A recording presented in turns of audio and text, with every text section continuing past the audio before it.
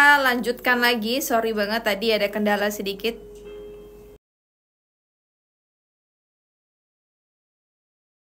Ini suara saya kedengeran nggak ya guys? Atau macet-macet nih di teman-teman?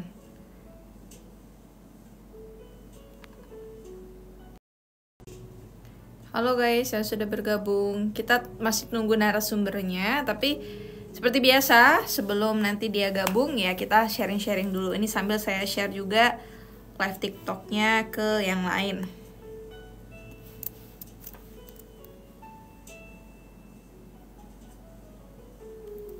Tuh. Halo teman-teman yang sudah bergabung.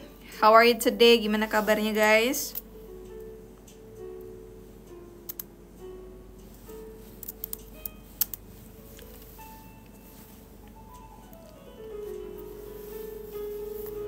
Halo, selamat malam teman-teman semua yang sudah bergabung. Dari mana aja nih?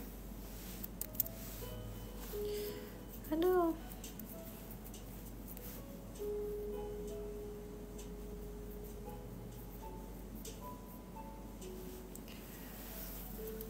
Halo guys, apa yang harus kita diskusikan malam ini sebelum kita mulai webinarnya guys? Tenang aja, nanti malam hari ini maksudnya bakal ada webinar bareng salah satu member Belantika Academy yang sudah sukses ekspor ya, tapi produknya Pinang. Nah mungkin mana tahu teman-teman produknya Pinang juga, nanti bisa belajar sama beliau juga.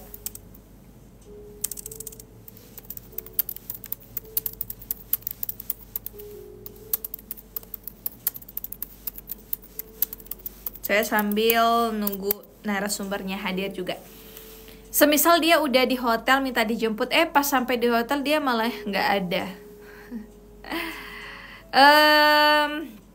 Gimana ya? Kalau soal itu sebenarnya ya itu apa ya?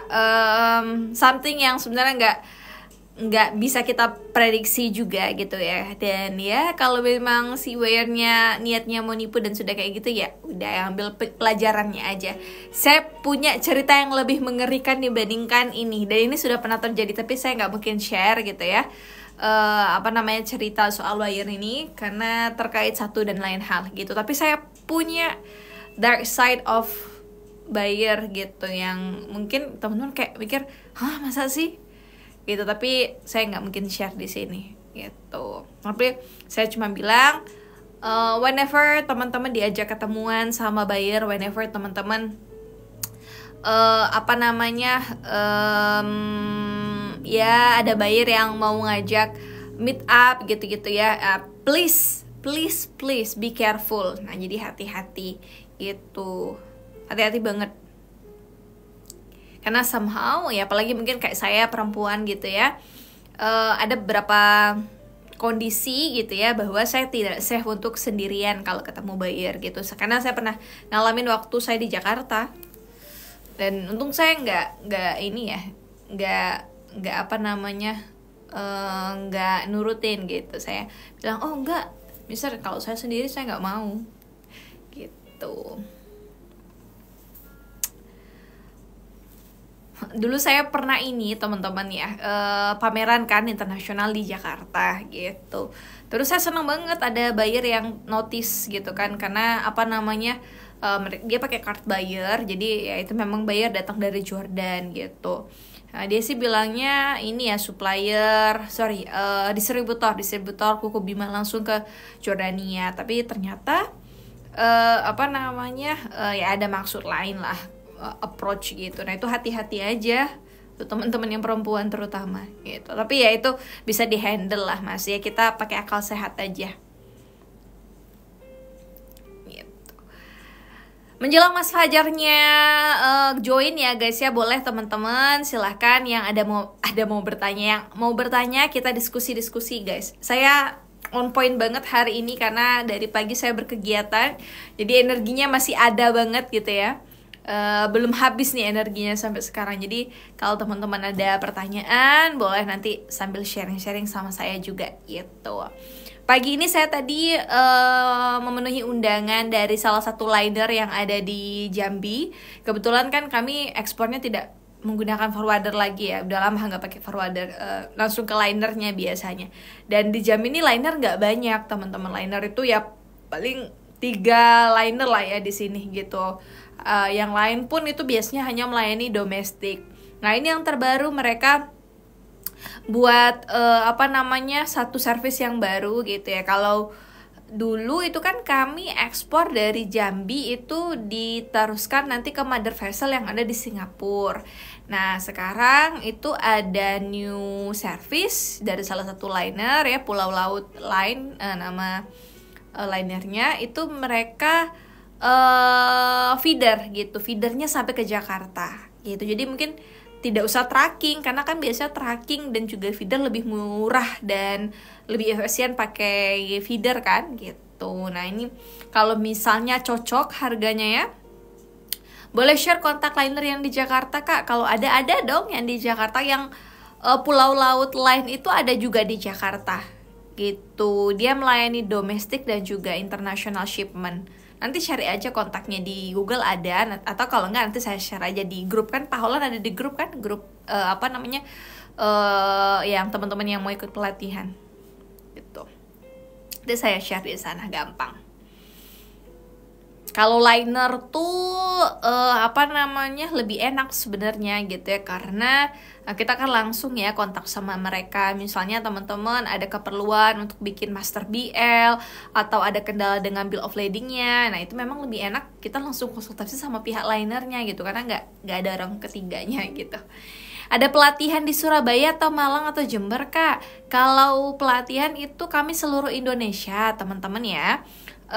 Tapi online gitu, dan kami terbuka teman-teman dari mana aja, bahkan ada juga dari luar negeri. Tetap kami support gitu untuk mau belajar gitu. Nanti teman-teman ini kan hari ini bakal ada webinar nih, bisa tanya-tanya sama Mas Fajar juga gitu, kira-kira apa yang membantu beliau gitu ya ketika sudah belajar sama sebelum belajar gitu. Kenapa harga Pito beda-beda tiap forwarder ya? Karena Pito itu kan dikeluarkan sama karantina, sedangkan forwarder ini adalah orang yang menjembatani teman-teman buat si pitosanitarinya. Udah pasti teman-teman di charge-nya beda-beda gitu ya. Sama kayak misalnya teman-teman fotokopi misalnya ya, satu fotokopi di sana harganya 5.000, satunya lagi 4.000 ya, sama aja kayak gini teman-teman. Atau misalnya teman-teman bikin baju ya di 2 konveksi ya, bajunya sama-sama warna putih, tapi di konveksi yang A harganya 65.000, di konveksi yang B harganya 50.000 gitu. Jadi ya itu normal. Makanya kalau harga yang pasti ya teman-teman langsung buatnya ke karantina, bikin akun karantinanya, terus teman-teman nanti diarahkan sama pihak karantinanya untuk membuat pitosanitarinya gitu ya. Kalau misalnya di forwarder ya wajar berbeda-beda, karena kan mereka jual jasa. Sama ini kayak pelatihan ekspor ya, pelatihan ekspor ini kan edukasi jasa juga gitu ya. Nah pasti harganya kan range-nya berbeda-beda ya, walaupun mungkin semangat dan visi misinya sama tuh gitu, tergantung nanti kualitas. Atau mungkin misalnya di forwarder A lebih cepat bikinnya ya, dia lebih fast respon ya, wajar mereka charge-nya gede gitu ya. Ada kualitas, ada harga, kita bilang kan. Butuh inkubasi ekspor Kak, karena mulai dari nol. Siap teman-teman, kalau teman-teman mau belajar pantengin aja live saya guys gitu. Saya alhamdulillah ini banyak progresnya untuk sekarang gitu. Jadi yang pertama, saya tuh setiap minggu pasti saya jadwalin 1 atau 2 kali. Itu bukan saya aja yang live, teman-teman mungkin bosen kalau lihat saya terus. Jadi ada orang yang saya ajak, misalnya kayak kemarin ada Mas Hendy, ada Mas Denny, sekarang Fajar, kemarin ada yang eksportir Saudas, ada Bu Tanti dari komunitas Genpro. Jadi macam-macam saya ajak. Insya Allah di minggu depan kita bakalan lebih banyak lagi. Saya sudah kumpulin jadwal itu ada 3 ya. Yang pertama itu sama atas perdagangan di Canberra, Australia. Kedua ITPC Chennai. Ketiga karantina. Ada 4. Satunya lagi jardinier ya, eksportir tanaman hias. Wah banyak tuh.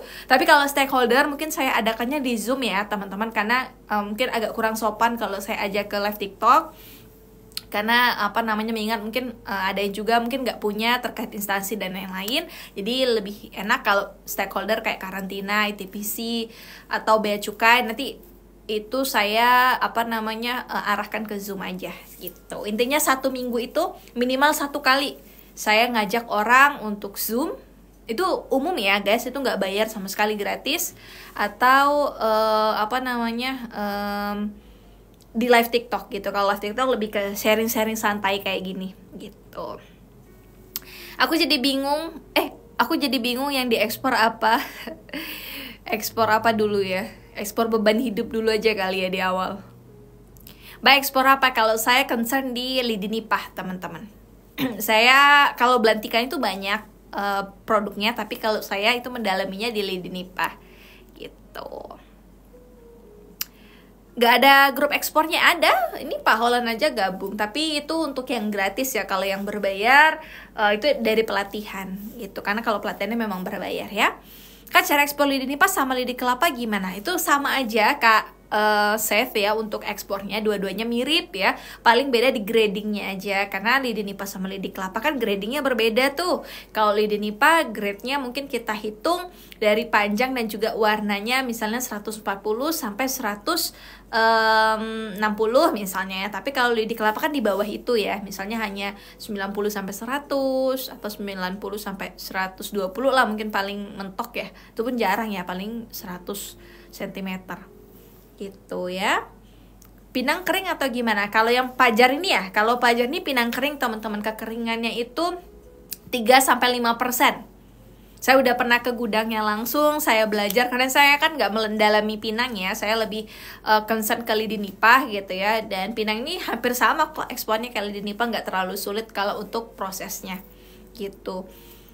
Butuh modal berapa buat mulai ekspor Kak? Oke, yang pertama tidak mungkin ya kita menjalankan bisnis itu nol modalnya, itu it's a bullshit ya, itu bohong lah intinya. Kalau misalnya ada orang ngomong yang ekspor tanpa modal, tetap pasti ada modal yang dikeluarkan, tapi ada tapinya, apakah besar atau tidak. Karena misalnya kayak Fajar ini kan dia trader teman-teman, di awal dia ekspor tanpa modal, harus diamini, tapi modalnya mungkin untuk hal yang lain, karena produksinya dia nggak ngurusin gitu ya, karena kan dia cuman bantuin supplier untuk jualin produknya ke luar negeri gitu. Jadi trader.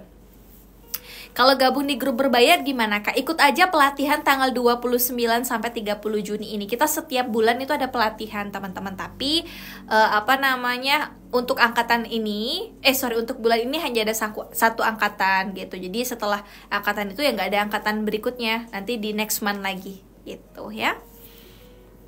Di mana ikutnya Kak? Langsung DM aja Kak Odera Jenda, atau mungkin nanti chat aja nomor adminnya di link bio ada. Kalau saya jadi supplier lidi nipah Kakak bisa kah? Bisa teman-teman, hubungin aja saya di DM, nanti saya kirimin nomor teman saya ya, tim saya ya, yang biasa ngurusin supply gitu. Pasan harga lidi sawit berapa sekarang? Misalnya nggak main lidi sawit teman-teman, saya mainnya lidi nipah. Miss, bagaimana kondisi dunia ekspor sekarang dengan harga freight yang melonjak, supaya ada gambaran untuk pemula yang sikon seperti ini? Oke, freight itu memang salah satu penentu dinamika bisnis kita teman-teman ya. Jadi mungkin teman-teman bilang pemula gitu ya, saya aja ya Belantika Indo Global aja yang udah lama gitu ya, itu terdampak banget kok, terdampak sekali ya, sangat-sangat terdampak. Bahkan di bulan ini kan kami tidak ada staffing ya, biasanya kan staffing setiap bulan tuh. Nah ini karena harga freightnya di luar nurul gitu ya, di luar logika manusia gitu, terakhir itu sampai 4.000 naiknya. Wah luar biasa banget, 4.000 USD ke India. Nah jadi nggak mungkin ya bisa dikirim barangnya ya, karena rugi lah gitu. Makanya mainnya hanya lokal dulu untuk sekarang, insya Allah. Tapi di minggu depan itu di hari Kamis ya, di hari Kamis tanggal 20 Juni 2024 itu ada member yang pelepasan ekspor pinang gitu. Nanti teman-teman bisa sambil belajar juga, namanya Pak Rudi. Jadi di Jambi ini alhamdulillah binaan Belantika itu udah pada ekspor semua. Madu sudah pernah, rempeyek atau kerupuk-kerupuk kan udah pernah Fajar, Pak Rudi, Pak Ijul tuh udah pernah ekspor semua. Yang paling gacor sih yang kemarin ya Pak Ijul itu 19 kontainer dia closing gitu. Nanti saya bikinin live-nya juga sama beliau. Saya udah janjian sama beliau tapi belum ada waktunya, belum ketemu gitu. Untuk lidi nipah kualitasnya seperti apa yang diminta biasanya Kak? Kalau lidi nipah itu teman-teman biasanya panjangnya itu range-nya 140 sampai 160 atau mungkin lebih dari itu, ada juga buyer yang minta gitu. Nggak sulit untuk gradingnya karena cuman panjang dan ya warnanya yellowish dan pasti kering gitu. Nggak boleh nggak kering. Kalau kering kan nanti takutnya berjamur ya ketika di di kontainer gitu. Suka Sultan katanya. Oh sorry nggak kelihatan Kak Sultan, mohon maaf Kak. Kalau Green Bean Kopi Teraja ada yang mau kerjasama gak ya? Ada dong. Gini teman-teman, kalau teman-teman tanya soal kopi ya, kopi itu ya kita nomor 4 ya, one day mungkin bisa jadi nomor 1, nomor 4 terbaik di dunia. Jadi nggak usah diragukan lagi. Mau kopi Toraja, kopi Gayo, kopi Bengkulu, kopi Palembang. Bayangin setiap daerah ada 34 provinsi. Sekarang udah berapa sih? 38 ya? Atau 34? Setiap provinsi punya kopinya masing-masing. Saya itu adalah orang yang menyaksikan langsung bahwa buyer itu memuji kopi Indonesia. Waktu itu saya ketemu dengan salah satu buyer dari Serbia ya. Dia bilang dia tuh biasanya supply-nya dari Brazil. Kalau Brazil itu memang number 1 ya, nomor 1 eksportir kopi di dunia. Memang kalau Brazil harus diakui. Tapi mereka bilang kayak gini, Brazil itu memang nomor 1 ekspor ya, karena kuantitinya. Tapi kalau misalnya kita bilang soal quality ya, Indonesia tuh jauh teman-teman. Karena Indonesia ini kan kita punya ciri khas rasanya gitu. Misalnya di daerah Gayo itu rasanya cenderung kayak fruity, kayak buah-buahan. Kalau di daerah Bengkulu mungkin rasanya agak cengkeh-cengkehan atau kayak spicesnya ada. Nah itu mereka akui kualitas dari kopi dari Indonesia gitu. Apalagi yang natural proses ya, cantik banget kalau buahnya tuh natural proses kan, yang green bean-nya itu bukan yang mesin atau bukan yang yang tidak dijemur langsung di matahari. Itu kan cantik banget tuh bentuknya, bentuk biji kopinya. Wah itu mah sangat diakui guys, dan itu wajar kita jual dengan harga mahal karena kita bersaing dengan kualitas gitu ya. Ada buyer bonsai nggak Kak? Oke teman-teman, dalam waktu dekat, insya Allah mungkin minggu depan ini saya bakalan live sama salah satu eksportir tanaman hias. Dia udah ekspor ke 25 negara, tapi saya nggak tahu ya apakah pernah ekspor bonsai atau tidak. Kalau dia sih biasanya itu ekspornya produknya kayak algonema ya, terus monstera gitu-gitu ya. Saya kurang hafal lah nama-nama tanaman hiasnya. Cek aja konten saya soal tanaman hias tuh, ada tuh namanya Mas Sari Muda. Minggu depan saya jadwalkan untuk webinar sama beliau di TikTok. Oke? Kalau nggak di TikTok, di Instagram, tergantung si bapaknya punya akun apa gitu. Kak, cara ikut tips sukses ekspor pinang gimana Kak? Kita langsung tanya nanti sama expertnya guys. Beliau mah udah canggih ya gitu. Buyer yang sudah nyari beliau, bukan dianya lagi yang nyari buyer. Kak, saya ingin belajar ekspor lidi sawit. Apakah bisa belajar di Belantika Academy? Bisa. Kami tuh udah belajar semuanya termasuk lidi sawit juga. Tapi kalau ekspor sekarang itu di lidi nipah teman-teman. Sebentar ya guys, saya hubungin Fajarnya dulu. Udah gabung belum?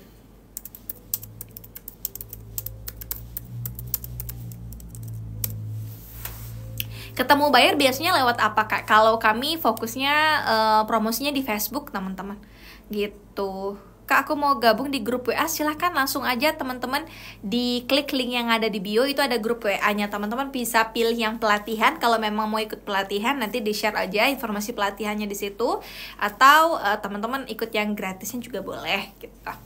Kak, share dong waktu pertama kali ekspor gimana, di mentoran dulu kah atau gimana? Oke, luar biasa pertanyaannya. Yang pertama, saya itu tidak ada background bisnis teman-teman. I don't have any knowledge soal bisnis. Tidak ada sama sekali. Karena saya itu lulusan bahasa Inggris ya. Jadi saya nggak ada, tapi memang saya udah pernah berbisnis dulu ya, tapi buka private kursus gitu ya.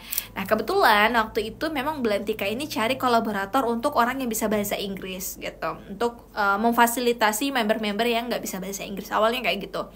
Yang kedua, karena saya oh kok seru ya ini bisnis ekspor ini, terus Mas Denny akhirnya challenge saya ya, founder dari Belantika gitu ya, kamu mau nggak belajar ekspor? Ya udah, mau Mas, saya ikutin setiap kelasnya. Kan setiap bulan tuh ada angkatannya ya teman-teman, ada pelatihannya. Jadi setiap bulan literally saya ikut, sekaligus saya jadi host juga di sana. Jadi saya sambil belajar, gitu. Makanya apa namanya? First saya ngurusin semua soal ekspornya, yaitu nggak terlalu gagok lagi, walaupun masih dibimbing sama Mas Denny juga gitu ya, untuk bikin akun dan yang lainnya ya, karena apa namanya masih baru juga gitu ya, paling belum 1 tahun, udah 1 tahun gitu. Ikut dong yang gratis aja dulu, boleh, silakan gabung aja di grup yang saya buka 2 arah tuh, grup pelatihan teman-teman. Masuk aja ke grup pelatihan itu, nanti saya sering bales-balesin kok pertanyaannya di sana gitu. Gak bisa gabung teman-teman, kenapa tuh gak bisa gabung? Kalau nggak bisa gabung teman-teman DM aja saya, nanti saya kirimin nomor adminnya gitu. Kak, aku mau belajar Belantika melalui online atau offline, dua-duanya bisa. Kalau offline datang aja ke kantor. Saya Senin sampai Jumat ada di kantor terus, insya Allah. Kalau si Fajarnya udah di kantor ya. Oke, saya suruh Fajarnya masuk ke ini ya.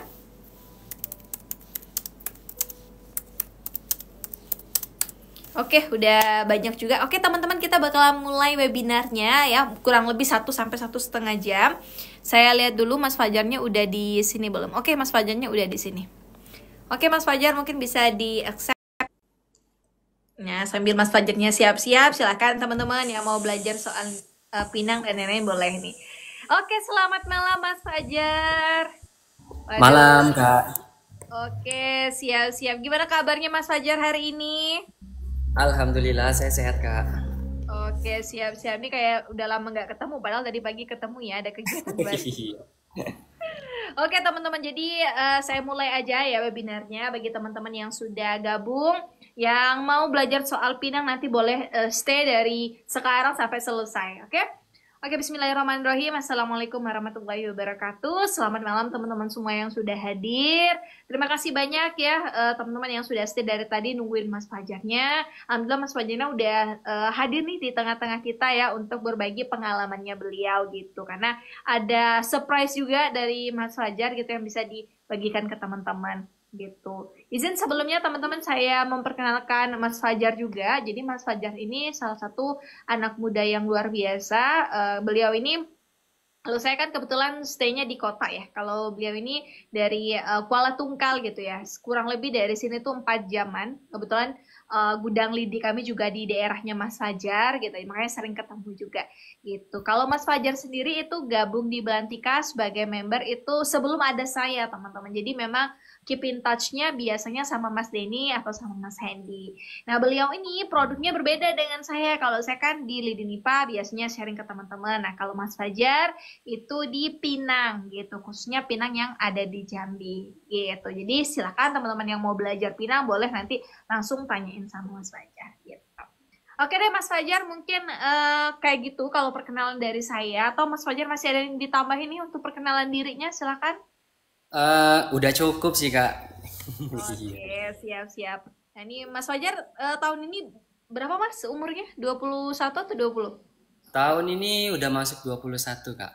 Oke, siap. Belajarnya dari umur 18 tahun ya Mas Fajar ya? Iya bener. 18, dari tamat SMA itu Kak. 10, 3 tahun teman-teman belajar ekspornya. Closingnya pertama kali di umur berapa Mas? Umur 19 Kak. Oke, nah nih teman-teman yang mungkin masih muda-muda di sini semoga bisa terinspirasi nanti dengan Mas Fajar. Oke, yang pertama nih ya, karena saya wakilin dulu teman-teman yang ada di sini. Jadi saya sudah share nih Mas Fajar di beberapa sosial media kami gitu ya, tentang pencapaian Mas Fajar kemarin di penghargaan Bea Cukai gitu. Boleh di sharing-sharing Mas Fajar, penghargaan apa sih yang Mas Fajar dapatkan gitu ya? Di hari apa tuh Mas? Rabu atau hari Kamis tuh? Rabu itu kalau nggak salah Kak. Oke, ini boleh di-share nih, Mas Fajar, kira-kira penghargaannya apa tuh? Iya, jadi Bea Cukai tiap tahunnya Bea Cukai Jambi ada melakukan apa namanya kegiatan BKB Award, yaitu penghargaan ya kurang lebih ada 8 nominasi. Jadi ada penyumbang pajak terbesar, penyumbang pajak bea masuk terbesar, atau pelayaran terbaik, PPJK terbaik. Nah, saya itu salah satu masuk dalam nominasi UMKM dengan proses pelaksana eksportasi terbaik tahun 2023. Oke, itu dinilainya dari apa Mas Fajar? Kalau Mas Fajar tahu, apakah dari sering ekspor atau seperti apa? Mungkin dari sering ekspor ya Kak.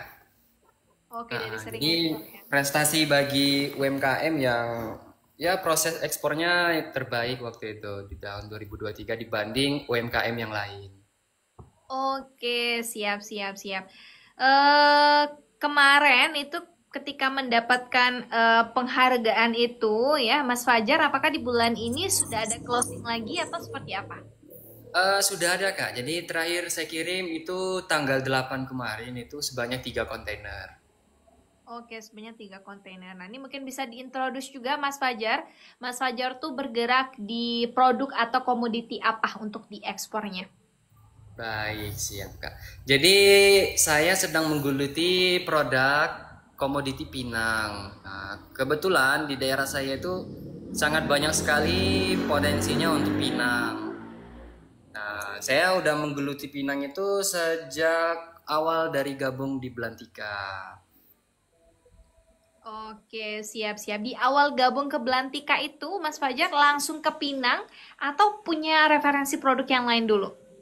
Awalnya sih sebelum di Belantika kita sempat main di Coco Fiber waktu itu Kak.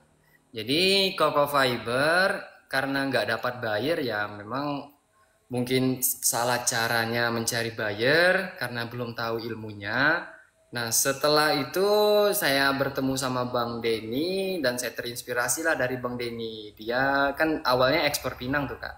Jadi saya langsung pindah haluan ke Pinang ya. Saya pikir kenapa ini anak tungkal pusatnya penghasil Pinang, kok nggak main Pinang malah ambil komoditi lain. Sedangkan orang jauh-jauh dari kota lain malah main Pinang. Nah, di situ awalnya Kak. Oke, siap-siap. Kenapa tuh Mas? Kalau mungkin Mas Fajar bisa apa namanya evaluasi gitu ya ketika di Coco Fiber itu kendalanya di mana selain dibayar? Apakah susah nyari suppliernya atau kayak gimana? Kalau untuk supplier malah kita ada banyak tuh Kak di Kuala Tungkal. Potensinya sangat besar, yaitu karena Kuala Tungkal kan itu memiliki perkebunan kelapa yang luas juga dan serabutnya itu terbuang-buang gitu Kak. Nah memang untuk kokopit itu ada pasar lokalnya itu PT WKS kalau nggak salah yang ngambil. Tapi Coco Fiber itu bahkan jadi limbang karena nggak bisa diekspor. Nah saya masuk ke situ. Mungkin pertama kekurangannya satu, cari bayarnya agak susah karena kalau bukan dari relasi mungkin nggak bakalan ketemu ya karena kan marketnya itu Cina yang terbesar untuk Coco Fiber. Sedangkan kita kan sama China mereka nggak main Facebook, dia nggak ada WhatsApp. Mungkin Pakai itu sih. WeChat ya? Kendalanya di situ kayaknya. Oke, nah ini karena ada beberapa juga member yang mau main di Coco Fiber, apa namanya, menyurutkan semangat ya Mas Fajar, mana tahu di teman-teman yang lain itu bisa jadi rezekinya di sana gitu ya. Kita kan nggak pernah tahu gitu ya. Karena kalau kita bilang ekspor ini emang cocok-cocokan gitu teman-teman. Saya nggak cocok kalau ekspor Pinang karena saya nggak paham produknya ya. Gitu. Oke, next question Mas Fajar. Teman-teman yang sudah ada pertanyaan tenang aja, nanti kita buka sesi question and answer-nya kok. Oke, ini yang saya penasaran Mas Fajar. Kan mulainya itu di umur 18 tahun teman-teman. Jujur ya, umur 18 tahun saya masih main teman-teman. Gak ada saya kepikiran buat bisnis gitu ya. Masih main banget lah gitu. Ini kenapa Mas Fajar kok kepikiran gitu buat bisnis? Bisnisnya bisnis ekspor pula. Apa nih yang merasuki Mas Fajar waktu itu? Iya, jadi bisnis ekspor ini cukup challenging juga waktu itu Kak, karena pertama kita kan masih muda. Awalnya tuh saya ada tim itu Kak. Jadi kita itu teman satu kampus, kita berenam. Nah, kita mulai belajar ekspor waktu itu Kak. Kita sempat kepintas itu dari BE, bisa ekspor. Nah, di situ kan digemborin juga untuk ekspor limbah. Apa itu limbahnya? Itu sabut kelapa. Nah, kita lihat juga potensi di kota kita kan banyak nih sabut kelapa kebuang-buang, kebakar-bakar. Nah, di situ awalnya tuh Kak gabung. Jadi sempat belajar ekspor, kita langsung selesain materi dari PE, langsung kita terjun ke lapangan karena kita sangat antusias sekali. Tapi memang kendalanya waktu itu dibayar sih Kak, karena nggak ketemu. Tapi alhamdulillah setelah saya gabung di Belantika Academy, itu 1 minggu setelah gabung tiba-tiba buyer ada yang hubungi saya. Dia langsung visit itu ke Jambi dan bahkan waktu itu saya nggak bisa sama sekali bahasa Inggris. Jadi saya minta bantuan sama mentor Bang Denny dan Bang Suhendi untuk dijemput lah bareng-bareng bayarnya ke hotel, kita bawa ke gudang. Dan bahkan saya waktu itu supplier aja belum ada. Jadi saya bermodalkan foto pinang itu saya pergi ke petani, ke pengepul saya fotoin, saya masukin ke Facebook. Nah, metode saya cari buyer itu di Facebook kebanyakan nggak daripada yang lain. Nah, buyer itu lihat pinangnya itu bagus, jadi dia langsung hubungin, brother saya di Jambi, kamu di mana? Waduh, saya lagi di Tungkal waktu itu, jarak Tungkal ke Jambi 3 jam. Saya boro-boro dari pagi cari travel, langsung berangkat pagi-pagi, nyampe jam 9, langsung saya temuin Bang Dini dan Bang Hendy, kita jemput buyernya. Jadi buyer itu dia kita bawa ke gudang. Nah, kebanyakan yang bicara sama buyer itu bukan saya malahan, itu Bang Denny. Jadi Bang Denny sempat marah juga kan sama saya. Ini buyer kamu kok kamu malah diamin gitu. Ya, aku nggak bisa bahasa Inggris Bang, gue bilang. Ya, ajak ngomong apa kek katanya. Tapi memang buyer pertama visit itu nggak langsung closing. Karena tipikal buyer India ini mereka visit kan nggak mungkin dia cuma kunjungin kita. Dia ada kunjungin supplier yang lain. Tapi dari itu saya nggak putus semangat lah Kak. Jadi ada buyer-buyer yang lain yang berdatangan. Sampai buyer yang ketiga saya sempat putus semangat. Malahnya dia yang closing. Buyer ketiga dengan produk Pinang juga ya masih Mas Fajar ya? Iya, Pinang Kak. Eh, ada yang komen nih polos banget Bang Fajar ngomongnya. Oke, oke. Nah ini sebenarnya ya, ini saya buka sedikit teman-teman. Salah satu ini kalau pandangan saya dan juga teman-teman mentor yang lain gitu ya. Kenapa Mas Fajar ini disukai sama buyer? Karena beliau ini apa adanya guys. Gitu. Jadi kayak Mas Fajar ini apa adanya gitu ya. Kalau ngomong ya kayak yang sekarang inilah gitu. Makanya Mas Fajar nih sekarang masih gacor nggak Mas untuk promosinya atau sudah buyer yang hubungin Mas semua? Saya mungkin udah 1 tahun nggak pernah posting lagi atau cari buyer tuh Kak. Jadi memang postingan saya yang lama-lama itu buyernya langsung ngejar saya nyari-nyari. Saya pun bingung kenapa bisa dihubungi sama buyer, padahal buyer yang lama pun nggak kehandle juga orderan. Tapi ini banjir orderan. Oke, siap-siap. Nah, ini mungkin kalau pertama kali ekspornya udah dengar tadi ya, Mas Fajar polos dan penuh semangat. Siap. Nanti mungkin teman-teman bisa apa namanya dapat testimoni juga dari apa namanya Mas Denny ya, karena Mas Denny ini sering juga ngomong kayak gitu nih, Fajar ini disukai sama buyer gara-gara itu. Nah ini next itu ya, karena tadi sudah closing pertama sudah, kenapa mau ekspor juga sudah. Next saya mau tanya juga untuk belajar pinangnya. Nah ini mungkin teman-teman di sini mau belajar pinang kali ya. Dan gimana caranya Mas Fajar itu belajar pinangnya? Apakah langsung ke supplier, ke petaninya atau kayak gimana? Iya, jadi karena dulu nggak ada yang buka jalan Kak ya. Kita kan backgroundnya orang tua juga bukan pembisnis pinang. Jadi memang kita ya saya turun lah ke lapangan. Pertama saya tuh turun langsung ke pabrik. Di pabrik itu bukannya diterima malah ditolak. Saya sama satpamnya itu nggak dibolehin masuk. Ini anak kecil mau main-main ke sini, ngabisin waktu aja kata satpam. Saya tuh di situ udah putus semangat, tapi memang kita ada komunitas yang kemarin rame sempat disemangatin ya. Kita coba lagi belajar gitu. Nah, jadi saya langsung turun, saya coba pelajarin pinang itu ke petani lah, karena memang di pabrik itu bukan tahapan untuk belajar, tapi pabrik pinang itu tahapan kita untuk deal, negosiasi sama buyer. Nah, di situ. Tapi kalau mau belajar ya jangan main-main kita ke pabrik, yang ada orang marah di situ. Jadi kita pahami pinang ini dari tahapan dia dipanen sampai dia diproses itu seperti apa. Itu kan yang kebanyakan lebih paham itu adalah petani atau pengepul. Nah, di situ kita belajarnya kualitasnya nentuin kualitas seperti apa, menentukan kadar airnya seperti apa. Jadi ketika kita sudah ada knowledge dari produk tadi, baru kita langsung masuk ke pabriknya sebagai supplier A1. Nah, kalau kita langsung mau belajar langsung ke pabrik, otomatis orang pabrik pasti bakal nolak. Oke, nah ini ada juga yang ngomong nih, saya pernah juga ke pabrik tapi ada yang mau ngajarin, ada yang enggak, pernah juga diusir sama satpamnya gitu. Iya, teman-teman kita datang ke supplier tuh jujur ya, kalau saya jadi suppliernya juga, kalau tiba-tiba ujuk-ujuk ada orang yang mungkin semuda Mas Fajar gitu ya datang, saya bingung juga nih orang mau ngapain ya ke sini ya.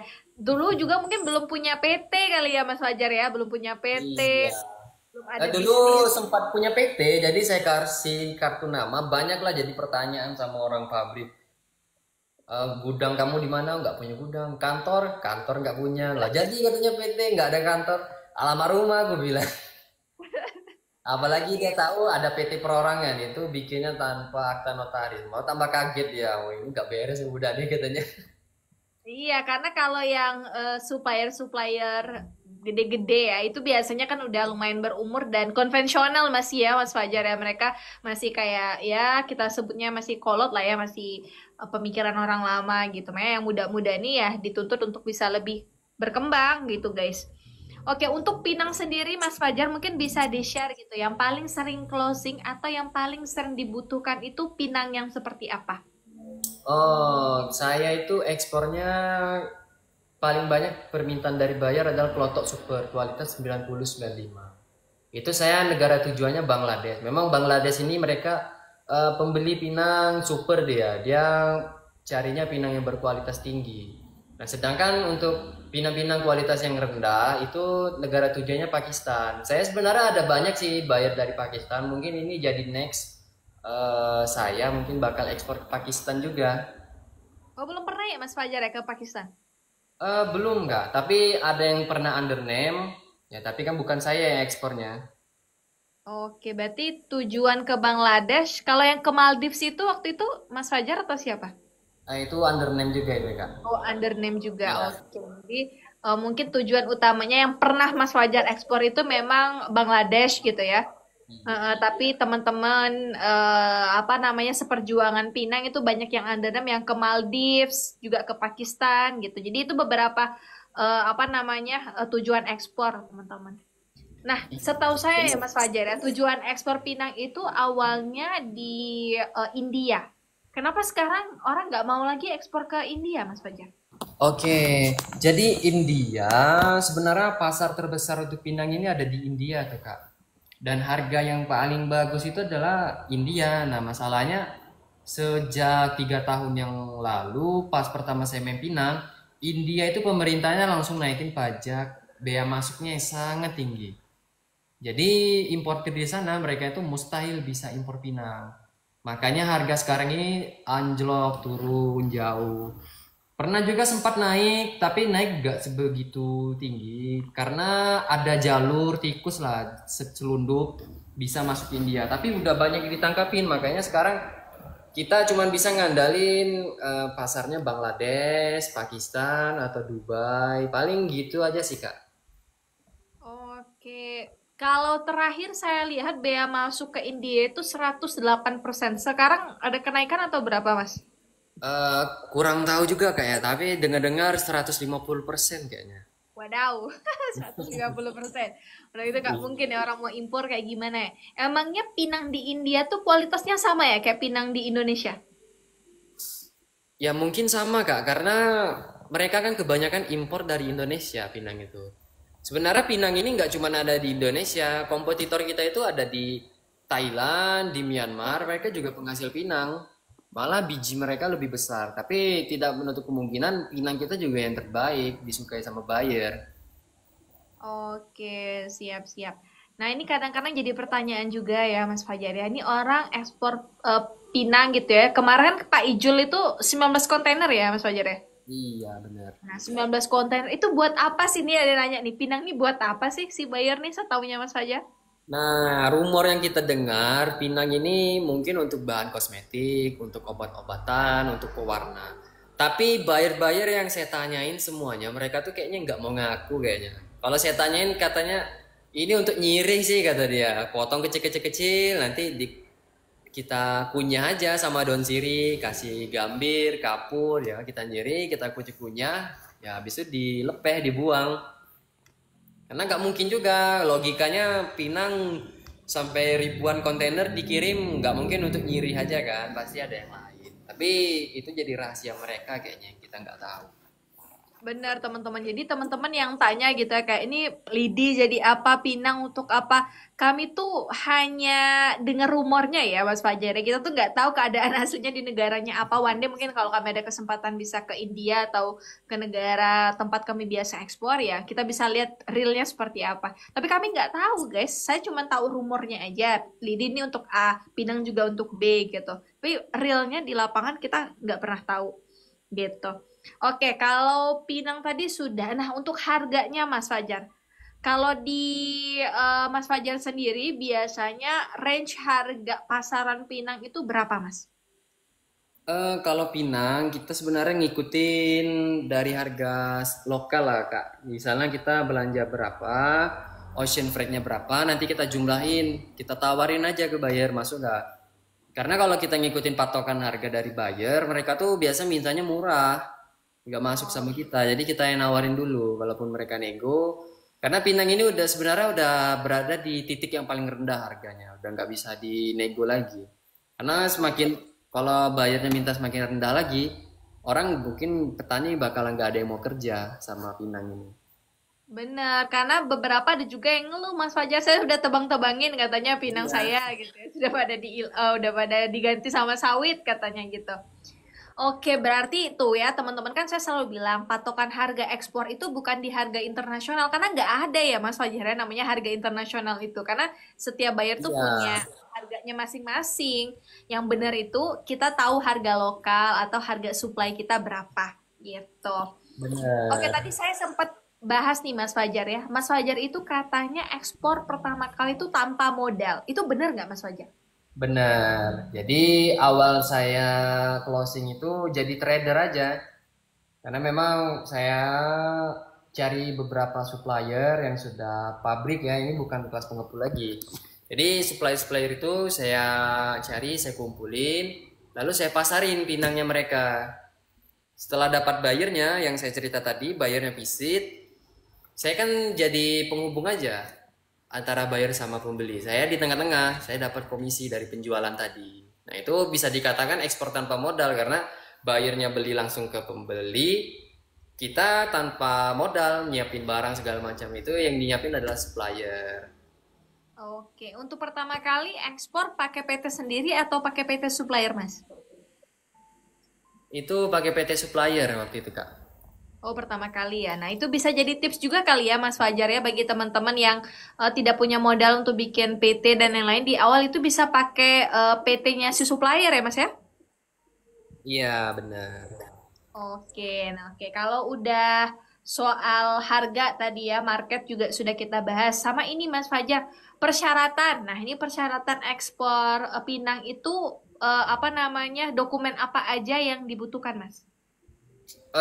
Kalau Pinang biasanya yang diminta itu adalah dokumen Paito. Paito itu tuh dokumen karantina. Yang kedua COO, sertifikat keterangan asal, dan yang ketiga health certificate, yaitu sertifikat yang menyatakan bahwasannya Pinang ini aman untuk dikonsumsi. Nah, biasa cuma tiga dokumen ini, tapi untuk ke Bangladesh dia ada satu dokumen tambahan lagi yaitu radiasi certificate. Gak tahu juga sih sebenarnya Pinang kan nggak ada radiasi, tapi dicek aja ada nggak radiasinya. Dia bingung juga. Oh, oke, siap-siap. Tapi kalau ke negara lain berarti nggak butuh radiation certificate ya biasanya ya? Ya benar. Oke, nah ini kurang lebih sama kayak lidi nipah berarti untuk ini kecuali radiation. Kalau phytosanitary kita kan ngurusnya di karantina, fumigation kita langsung ke perusahaan penyedianya ya. Terus Ya. kalau PEB ya kita ke bea cukai. Terus kalau radiation kemana mas? Ngurusnya mas? Radiasi dia ada lembaga lab gitu sih Kak. Jadi kita kirim sampel, mereka uji lab. Jadi mereka yang terbitin sertifikat. Oke, berarti hampir sama kayak bikin MSDS ya atau COA ya ke laboratorium Benar. dulu. Oke, siap, siap, siap. Nah, ini teman-teman, kita bakalan masuk ke sesi question and answer. Silakan bombardir aja dengan pertanyaan-pertanyaan. Nanti bakalan saya bacain pertanyaannya ya. Tapi yang relevan ya, guys ya. Oke, kalau harga sudah, nah ini Mas, karena sudah kurang lebih 2 tahunan berarti ya untuk berjalan ekspor ini, sudah berapa kali closing, Mas Fajar?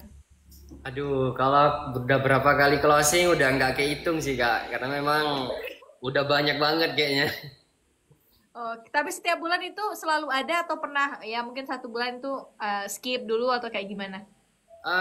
Biasanya setiap bulan selalu ada, tapi pernah juga waktu itu sampai 3 bulan nggak ada orderan, karena memang kondisi Pinangnya waktu itu. Pertama, kalau Pinang sudah track, itu permintaan biasa banyak, harga tinggi. Cuman dari kita biasa nahan diri, karena Pinangnya lagi nggak ada. Track itu Pinangnya nggak berbuah banyak. Jadi orang rebutan nih di sini cari Pinang. Daripada kita kejebak kan, nanti kita udah ambil orderan dari buyer, Pinang nggak bisa disiapin. Jadi kita nahan diri aja. Memang harga bagus, tapi di sini pun juga harga tinggi. Oke, siap, siap, siap. Oke, berarti apa namanya ada juga lah ya masa-masa pasang surutnya ya Mas Fajar ya dinamika bisnisnya gitu. Nah, Kalau untuk sekarang Mas Fajar masih mau setia di ekspor Pinang atau mau change ke produk yang lain? untuk sekarang masih setia di Pinang sih Kak, tapi tidak menutup kemungkinan kedepannya ada nambah produk lain. Oke, produk apa tuh Mas kira-kira? Saya kan kerja ini di Tangkit Kak ya. Nah kebetulan waktu itu jalan-jalan lah ke desa Tangkit itu ada agrowisata nanas. Jadi kayaknya saya tertarik nih sama nanas-nanas di situ. Dengan luasnya kebun nanas tadi, nanasnya ada banyak juga. Dan ini sangat sayang, saya sempat tanyain ke mereka. Nanas ini dikirim ke Lampung, ke Jakarta. Nah, mungkin orang Lampung sama Jakarta yang eksporin. Nah, sedangkan kita orang lokal di sini, kita cuman nggak bisa lah manfaatin. Nah, itu sangat sayang menurut saya. Mungkin harus ada anak muda, orang Jambi lah yang bisa pasar ini nanas-nanas kita ini. Karena kita di Iya, Jambi juga ada pelabuhan. Memang kurangnya di Jambi nggak ada kontainer river. Tapi saya mungkin ada usulan juga, mungkin di Jambi bisa diadain kontainer river, kalaupun tidak memungkinkan, mungkin dari Jambi bisa dikirim dulu dengan keadaan nanasnya setengah matang, masih mengkal gitu, dikirim ke Singapura. Nanti di Singapura ganti kontainer river dalam keadaan masak tadi nanasnya. Karena kan jarak perjalanan Jambi ke Singapura mungkin 3 hari. Nanas itu kata orang suppliernya, dia dalam rentang 3 hari biasanya nyampe ke Jakarta itu masih aman. Tapi kalau lebih dari itu mungkin takutnya terlalu masak bisa busuk. Tapi ini oke. cukup resiko sih Kak. Siap, siap. Memang kalau di Jambi ini masih banyak kekurangannya Mas Fajar ya kalau untuk logistik ya. Yang pertama kita nih tidak ada container river. Yang kedua kita belum bisa LCL. Iya, Ketiga masih banyak gitu teman-teman. Ketiga untuk barang-barang dangerous good tuh nggak bisa diekspor dari Pelabuhan Talon Duku ya kayak benar. briket itu nggak bisa teman-teman karena belum ada carriernya yang mau ngebawa itu. Jadi masih banyak PR-nya lah kalau di Jambi ini. Gitu. Oke deh, Mas Fajar, kalau dari saya sih itu aja. Mungkin saya langsung buka sesi question and answer ya. Mas Fajar ya Boleh. dari komentar-komentar di live TikTok kita. Lumayan nih Mas Fajar, ada 100 yang nonton, luar biasa. Nah ini ada pertanyaan yang bagus nih Mas Fajar. Sekarang kan harga freight lagi di luar Nurul ya. Ini terdampak juga Belantika Indo Global bulan ini bahkan kami nggak ada ekspor nih ya, mainnya lokal aja.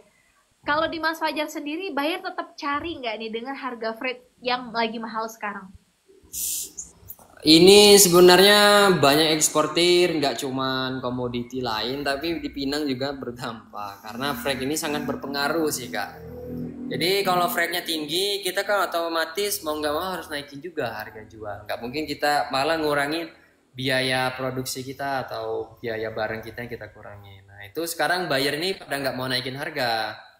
Kayaknya juga dalam 1 bulan ini kita stop dulu. Kita sama buyernya juga dia mau baca situasi bagaimana pasar di negara dia apakah naik.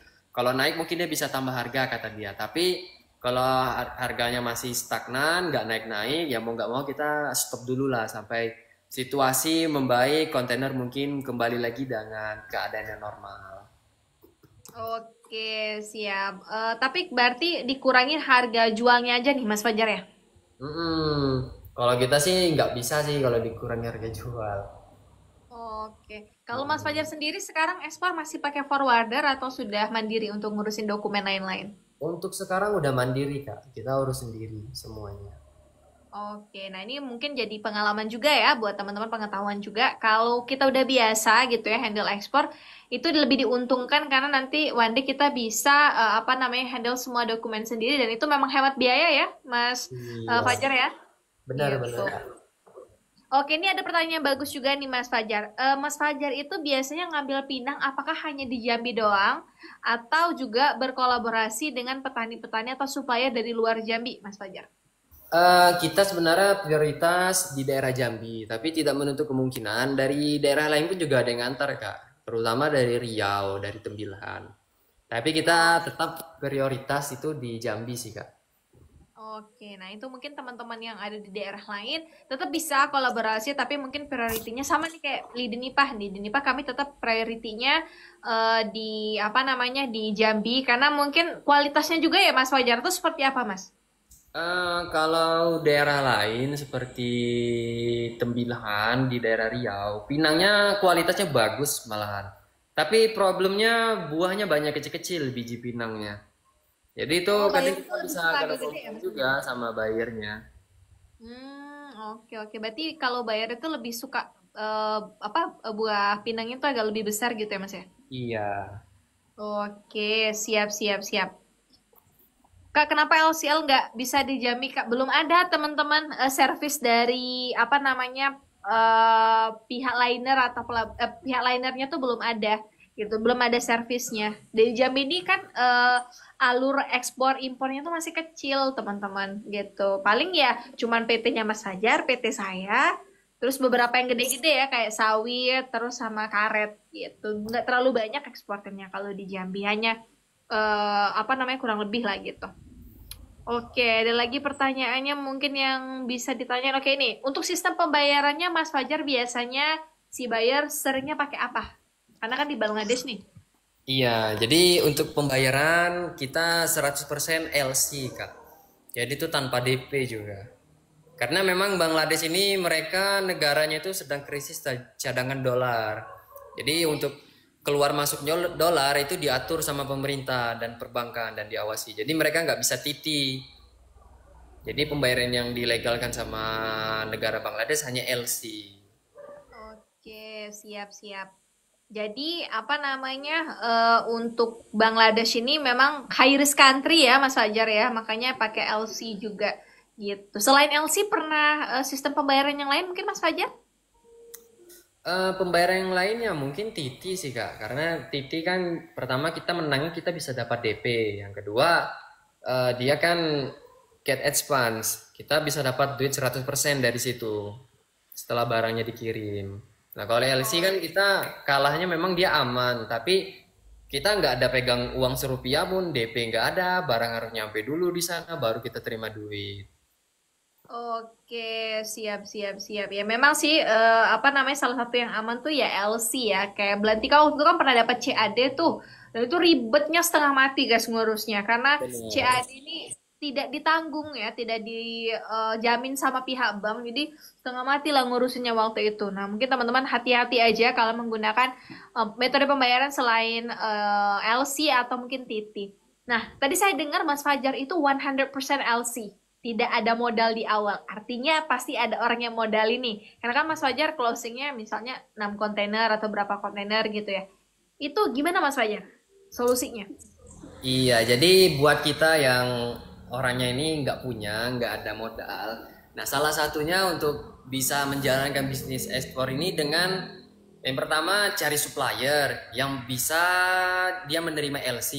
Tapi kalau supplier yang nggak ada yang mau, kita bisa cari investor. Nah, kita tawarkan sama investor. Ini penawaran yang menarik lah sehingga investornya mau untuk bekerja sama dengan kita. Bagaimana bagi hasilnya, keuntungannya dapatnya berapa persen. Dan saya selama ini jalannya seperti itu, menggunakan dana dari investor. Oke, ini kebetulan investornya Mas Fajar member juga ya Mas Fajar ya, member Nah, Belantika Academy juga. Nah beliau bakalan apa namanya seremonial ekspor juga minggu depan.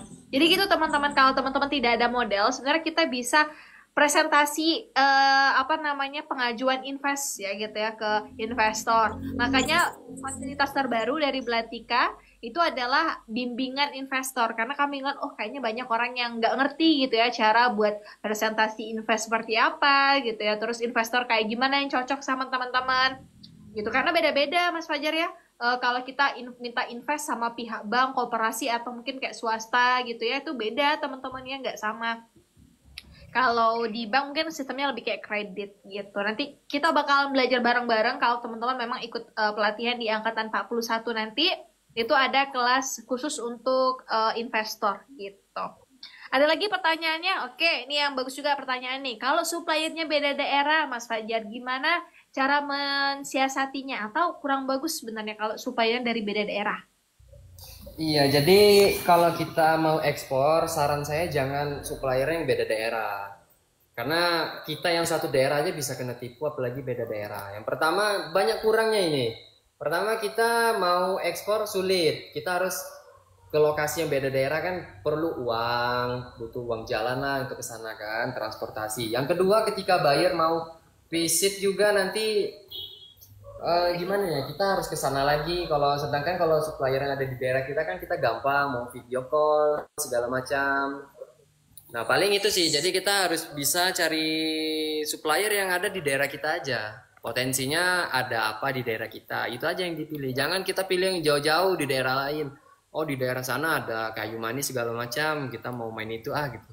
Sedangkan di daerah dia ada banyak nih potensinya yang dia tidak garap. Nah, padahal itu sangat bagus walaupun belum ada yang main. Nah, mana tahu dicoba bisa closing gitu. Oke, siap. Nah, itu apa namanya saran dari kami juga, teman-teman. Jadi ada salah satu materi kami namanya menentukan supply.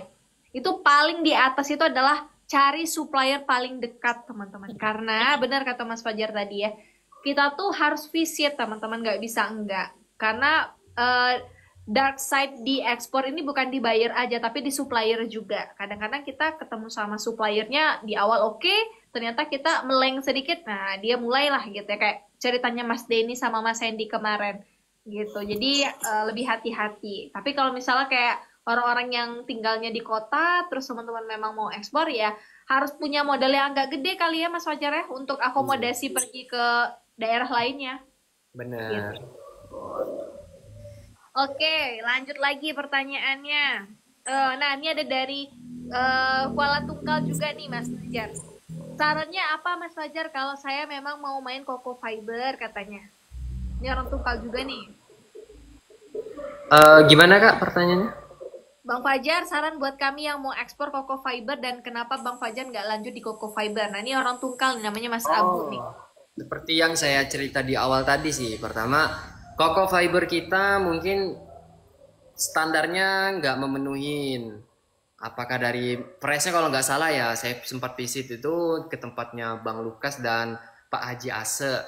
Nah itu dari segi mesin pressnya mungkin nggak sesuai standar dari yang diminta buyer. Dan yang kedua, kita ini pelabuhan Jambi untuk kontainer tuh sangat tinggi. Jadi cost yang kita dapat itu sangat banyak ini ekstra costnya. Berbeda dengan Coco Fiber yang ada di daerah Jawa. Yang pertama mereka itu dari segi transportasi mereka udah menang, dapat yang murah. Jadi ketika bayar itu pasti perbandingannya yang di sana. Saya dapat di Jawa ini harganya sekian kata dia. Kok kamu tawarin tinggi kata dia. Bayar itu selisih 10 sampai 20 dolar aja dia cerewet itu. Apalagi kita bisa selisih sampai 50 ke atas. Benar, Lanjut di situ kalau untuk Coco Fiber di Jambi. Pertama kan ongkos mobil, kita ke Pelabuhan Jambi udah kena berapa. Yang kedua, kontainer karena kita pelabuhan kecil. Ke negara tujuan itu pasti gak sama costnya dengan yang berada di Jakarta. Pelabuhannya itu lebih lengkap lah, kontainer ketersediaannya di sana dibanding dengan Jambi gitu. Oke, siap-siap. Nah, ini terus ada pertanyaan juga Mas Fajar. Mas Fajar kalau ngitung harga ekspor Pinang itu seperti apa? Untuk menghitung harga ekspor yang pertama saya harus tentukan harga barang ready ekspornya dulu, harga export. Nah itu dari mulai belanja barang berapa, kita proses segala macam sampai biaya karung, upah, biaya sortir dan yang lain-lain itu kita kalkulasiin. Ketemunya berapa misalnya kan, kita ambil misalnya per tonnya kita dapat sejuta. Sejuta itu kalau kita bagi ke dolar berapa? Berapa tuh Kak sejuta kalau didolarin? Sejuta bagi 16.000 ya sekarang ya. Misalnya dapatlah 0,8 dolar per tonnya, 800 dolar per tonnya gitu. 62,5 sekarang. Nah, misalnya segitu, kita udah ketemu harga ekspornya 1 juta misalnya. Nanti kita bayar kan biasanya ngambil harga itu CNF. Jarang biasanya FOB, tapi ada juga yang ngambil FOB. Kalau dia mintanya CNF, kita tinggal tambahin harga barang ready ekspornya pertama 1 juta. Yang kedua kita tinggal hitung aja dari gudang ke pelabuhan kita kena ongkos mobil berapa. Dan yang ketiga kita tinggal tambahin biaya dokumen, biaya kontainer. Udah itu aja, cukup simple sih. Nanti ketemu tuh rata-ratanya berapa. Misalnya tadi yang dari harga barangnya 1 juta, ongkos mobilnya kita kena 500.000, terus biaya dokumen segala macam. Ujung-ujungnya kita harganya tadi modalnya 3 juta per tonnya. Tinggal kita bagiin per kilonya berapa. Tinggal kita tawarin ke buyernya, kita konversikan aja ke dolar. Karena kan mata uang yang kita gunakan adalah dolar. Oke, nah ini sama teman-teman yang kayak selalu saya bilang, yang dilihat itu bukan harga di luar guys, karena nggak ada, kita nggak akan tahu harga di luar itu seperti apa kecuali kita sudah negosiasi sama si buyernya. Makanya harus tahu itu harga jual atau harga supply-nya dulu, ditambah nanti kitanya mau markup berapa marginnya, misalnya ya 10% atau 7%, tergantung, itulah harga jual. Terus kalau teman-teman tanya, terus saya tahu itu kemahalan atau kemurahan kayak gimana? Ya buyernya, kalau buyernya bilang itu kemahalan, ya kembali lagi ya Mas Fajar ya, masuk nggak nih kalau kita turunin harganya. Tapi kalau pas kata bayarnya ya alhamdulillah, karena bisa langsung goal di harga yang pertama gitu. Oke, sebelumnya Mas Fajar ini eksportir pinang ya guys ya. Jadi mungkin pertanyaan selain itu nanti bakalan saya aja yang jawab setelah ini, karena Mas Fajarnya mungkin nggak tahu kalau untuk produk-produk yang lain. Nah ini bagus pertanyaannya guys. Tips meyakinkan buyer. Nah gimana dari Mas Fajar? Tips kita meyakinin buyer, yang pertama sih kita ini pertama jelas lah barangnya ada gitu. Jadi kita bisa yakinin dengan kita bisa video call. Kalaupun nggak bisa bahasa Inggris, kita bisa videoin ada kitanya di gudang tadi. Walaupun kita belum pernah ekspor, kita coba yakinin aja barangnya ada, harganya sekian. Mungkin saya ini belum pernah ekspor, tapi yang punya gudang dia sudah pernah ekspor gitu.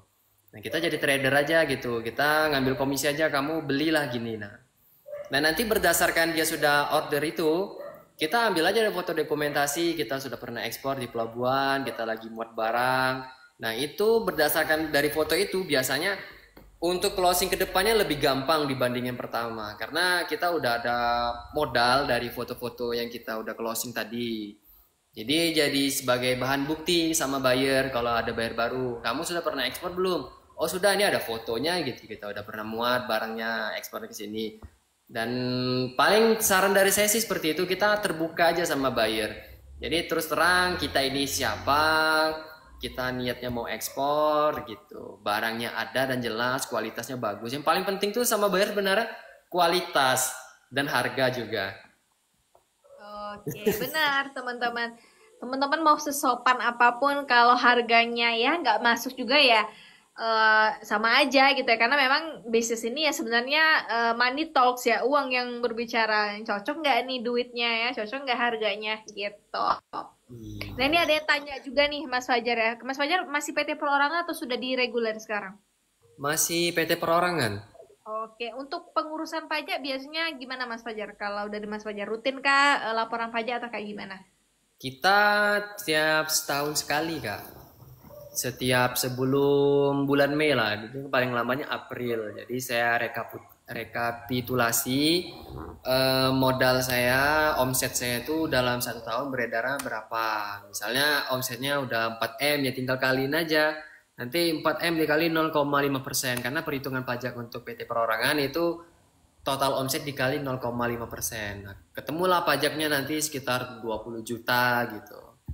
Benar. Nah, jadi gini ya teman-teman ya, bikin PT itu bukan sekedar bikin PT, guys ya, harus laporan pajak mau ada transaksi atau tidak. Kalau nggak ada transaksi ya nanti tidak bayar apa-apa. Tapi kalau ada transaksi, ya wajib teman-teman nanti bayarkan pajaknya. Bukannya batasnya 2M. Kalau PT perorangan 4,8M ya, Mas Fajar ya? Iya benar, Nah, 4,8. ya hampir 5M teman-teman kalau untuk pajak PT perorangan gitu. Nah, ini bagus juga pertanyaannya tadi Mas Fajar. Dari awal Mas Fajar nawar-nawarin barang ke buyer tadi ya, berapa banyak buyer yang sudah di prospek baru sampai closing pertama kali yang umur 19 tahun tadi? Itu mungkin ada sekitar 50-an buyer. Yang Waduh. visit itu ada 3, yang closing itu satu waktu itu. Oke. Oh, yang visit juga tuh banyak ya Mas Fajar ternyata ya? Visit itu sempat 3 buyer yang visit, buyer yang berbeda. Yang visit pertama yang didampingin Bang Denny, yang visit kedua ketiga itu saya udah handle sendiri. Yang kedua Oke. juga di visit nggak jadi beli. Nah visit yang ketiga ini saya udah berpikiran ini ngabisin waktu aja beli kagak saya bilang kan. Nah, akhirnya malah dia yang beli. Repurchase lagi nggak Mas setelah itu? Oh enggak, habis itu dia nggak order lagi. Karena Oh. memang dia targetnya kan ke India, dia kirimnya ke Dubai, mau dikirim lagi ke India. Mungkin pajaknya terlalu tinggi, dia nggak bisa beli lagi. Oh, siap-siap. Oke. Nah, ini ada pertanyaan bagus juga nih Mas Fajar nih. Kan kalau di awal-awal Mas Fajar itu didampingin Belantika ya, didampingin Mas Denny sama Mas Hendy waktu itu untuk ngomong-ngomong sama buyernya. Sekarang kan saya lihat tuh Mas Fajar kalau lagi di gudang ada nelpon, "Yes, sir, this is the Bedelnar," misalnya gitu-gitu dari Rekana bla bla bla gitu kan. Kok sekarang udah bisa bahasa Inggris tuh, Mas? Kiat-kiatnya apa? Apa karena terbiasa atau seperti apa? Mungkin karena terbiasa kita sering chatting sama buyer pakai bahasa Inggris. Ya modalnya cuma dari Google Translate aja. Tapi ketika buyer telepon, saya juga coba memberanikan diri. Apakah saya ngomongnya salah apa benar, pengucapannya itu nggak penting. Sebenarnya kalau dalam bisnis itu sama-sama paham aja. Dia ngerti apa yang kita omongin, dan kita juga ngerti apa yang dia bicarain. Bener. Karena kalau dia ngomongnya sudah bahasanya sangat baku, sangat panjang, itu saya biasa saya matiin. Saya bilang ya nggak ngerti kamu ngomong apa, saya bilang. Tapi kalau dia cuma ngomong how are you, kata dia, bagaimana katanya di gudang sekarang,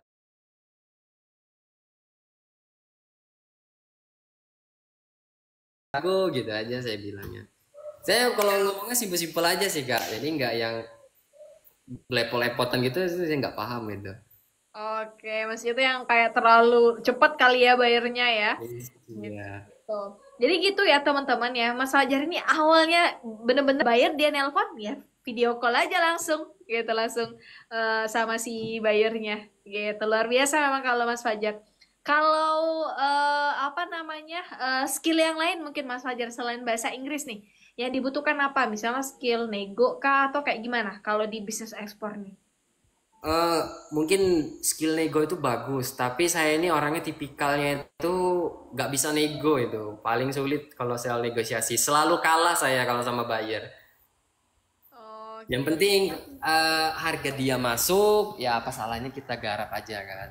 Karena Oke, kalau siap. saya udah bilang sekian, nanti dia bilang oh nggak bisa brother. Dia baru ngomong sekali, saya tuh nggak bisa, gak enakan itu orangnya.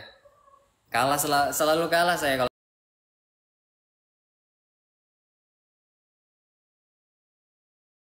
Teman-teman ya, negotiation is the art ya, itu memang seni gitu. Karena nggak semua orang tuh yang bisa